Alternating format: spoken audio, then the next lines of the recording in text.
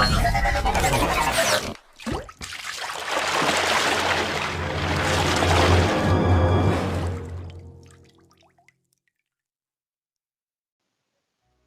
semuanya, selamat datang pada channel ini.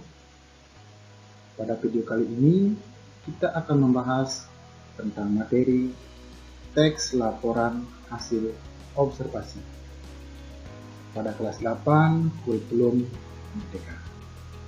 Sebelum memulai materi, anak-anak harus tahu dulu tujuan dari pembelajaran kali ini. Yang pertama, yaitu siswa dapat memahami teks laporan hasil observasi.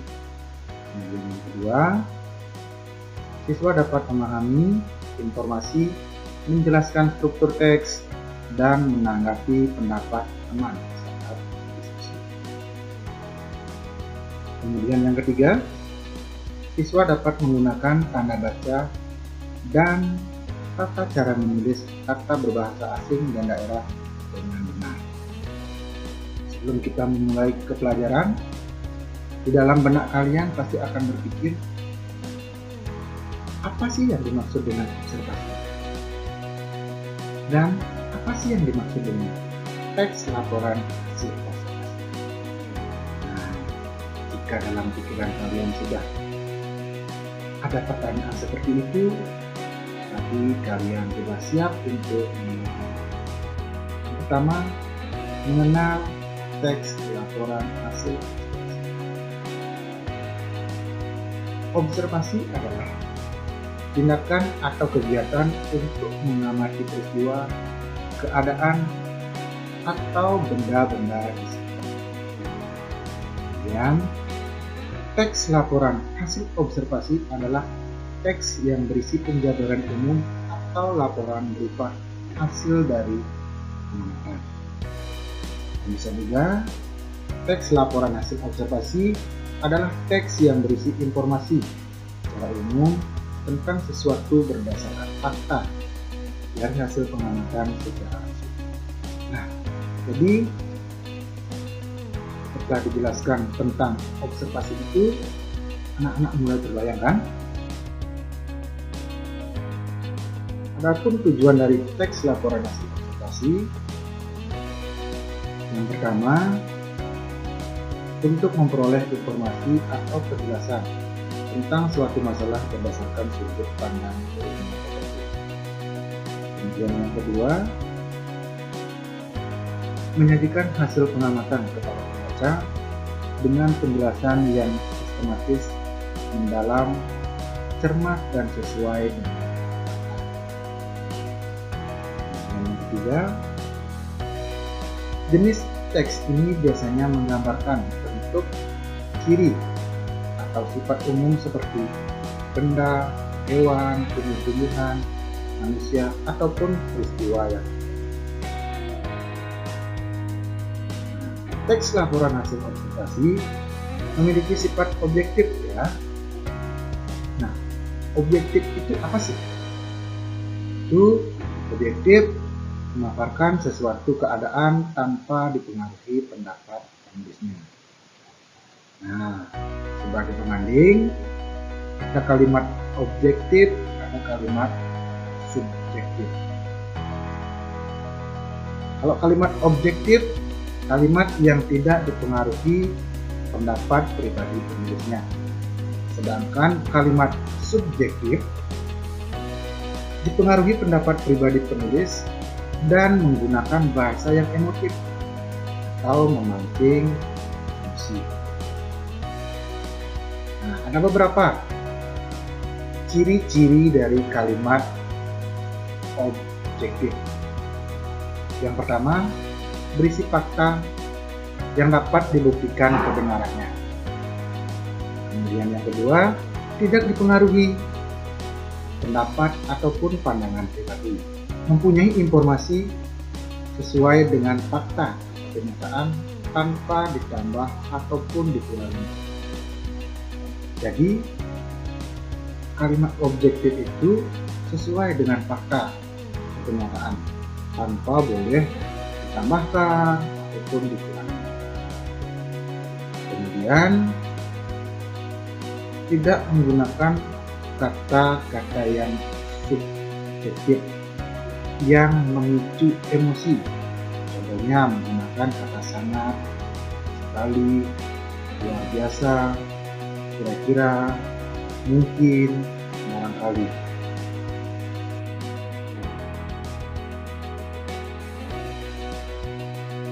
Kita ke materi selanjutnya, menemukan topik dan gagasan utama dalam laporan hasil observasi.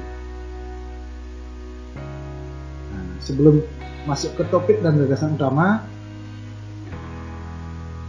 kalian pasti pernah mendengar, mungkin pada saat di SD ataupun di kelas 7, kalian sudah pernah mempelajari tentang topik dan gagasan utama. Setiap teks memuat topik dan gagasan utama. Begitu pula dengan teks laporan hasil observasi. Topik merupakan ide pokok pembicaraan dalam teks atau karangan yang menggambarkan keseluruhan isi karangan. Nah, topik di sini bersifat umum ya. Kemudian gagasan utama merupakan ide utama atau inti pembicaraan yang ada dalam paragraf. Gagasan utama juga disebut ide pokok. Gagasan utama ini bersifat khusus.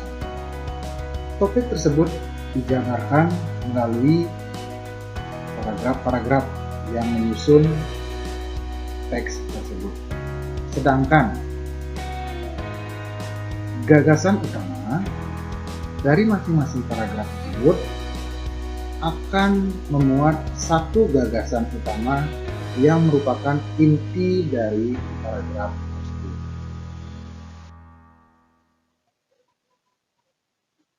Contoh, sepeda. Sepeda adalah kendaraan umum yang dipakai anak SMP perwira. Setiap hari puluhan pelajar mengayuh sepeda ke sekolah dan menaruhnya di tempat parkir khusus sepeda yang dibangun sekolah 2 tahun. Datang ke sekolah dengan sepeda seperti menjadi sebuah kebanggaan. Anak-anak yang dahulu diantar orang tua mereka dengan mobil atau sepeda motor, kini memilih ke sekolah dengan sepeda. Nah, dari paragraf tersebut, anak-anak bisa lihat yang mana sih yang termasuk ke dalam topik, yang mana yang merupakan gagasan utama. Jadi yang pertama kita coba lihat contoh topik. Topik merupakan ide pokok pembicaraan dalam teks yang menggambarkan keseluruhan isi teks. Nah, kalian bisa lihat apa sih yang dibahas dalam paragraf tersebut.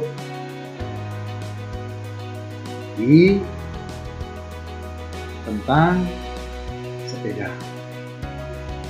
Kemudian selanjutnya menentukan gagasan utamanya. Gagasan utama itu atau ide pokok, inti dari pembicaraan yang ada dalam paragraf tersebut. Yang mana sih yang merupakan inti dari paragraf tersebut? Kalian bisa lihat yang digarisbawahi sampai dengan sepeda adalah kendaraan umum yang dipakai anak SMP. Nah, itu merupakan gagasan utamanya. Biasanya setelah kalian menemukan gagasan utamanya, di kalimat selanjutnya sampai dengan kalimat terakhir paragraf tersebut akan menjelaskan tentang gagasan utama dalam paragraf tersebut. Di kalimat kedua dan kalimat selanjutnya itu merupakan gagasan